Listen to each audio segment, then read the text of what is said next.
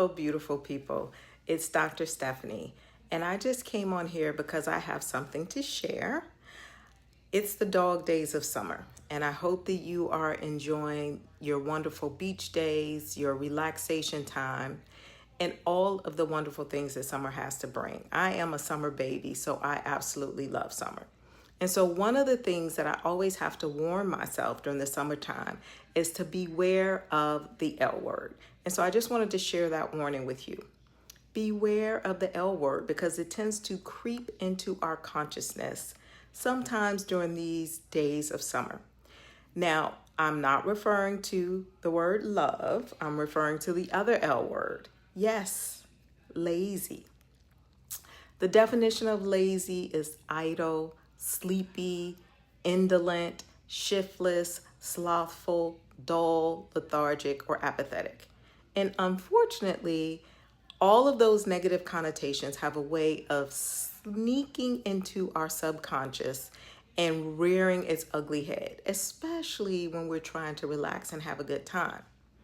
And if we think about it, we usually visualize a bum when we think of the word lazy. But how many times have you referred to yourself as lazy? Whether you do it out loud or whether you do it in your mind's eye. Raise your hand, don't be shy. Many of us do. Instead of it being an adjective to just describe a state of being, we really use it as a judgment of our own character and of other people's character. And it kind of makes sense, especially for us as African Americans, because we have systematically been characterized as lazy when our hard work has resulted in some of the greatest productivity and profit that this country has ever seen, which is why they had to call us lazy, so we didn't know our own worth. So it's not surprising that we have such a visceral reaction to the word.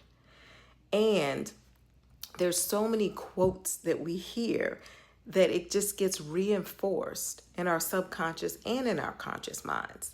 Just consider some of the quotes that we hear often, such as laziness is a secret ingredient that goes into failure. We equate laziness with failure. Or here's another one.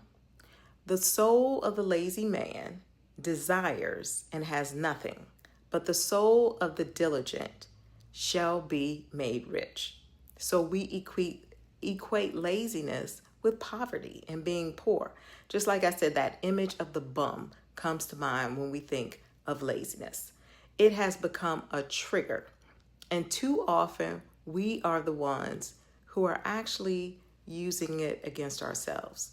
The word has become weaponized. And too often, we pick up that weapon and use it against ourselves. I'm just feeling lazy, or I just think that I'm being lazy. So I want to present an alternative view because I want us to loosen ourselves from the stronghold that this word has on us. Because lack of motivation is not the same as laziness. Lack of motivation can be because of a sense of overwhelm. You just have too many things to do. There's too much going on and you feel overwhelmed. It can be because of conflicted feelings. You have conflicted feelings, and that is just making you stop in your path. It can be because of stress. Stress definitely leads to a lack of productivity, or it can just be because the task is really hard. And when a task is really hard and you're not quite sure how to do it, you may not be motivated to do it. So instead of thinking of the word laziness as being a judgment on character, think of it as a pause. Words are powerful. Maybe you're not just being lazy, but you are just pausing because you need to reassess the situation. What I've done is I've redefined the word lazy for myself altogether. So if that word lazy comes up, which it sometimes does, sometimes we can't stop it, I say LAZY. That stands for lack of accountability, zest, and yearning. And in my next video, I'm going to talk a little bit about what those things mean. How when I am feeling that I might be the L word, it's usually a lack of accountability, a lack of zest, or a lack of yearning is what's really going on. So I'm inviting you along with me, to just disarm this word that has been weaponized to make us feel shame and to make us deny our humanity. We are human beings, not humans doing. So we deserve time to rest. We deserve time to relax. We deserve time to reevaluate what's going on. We deserve time to pause.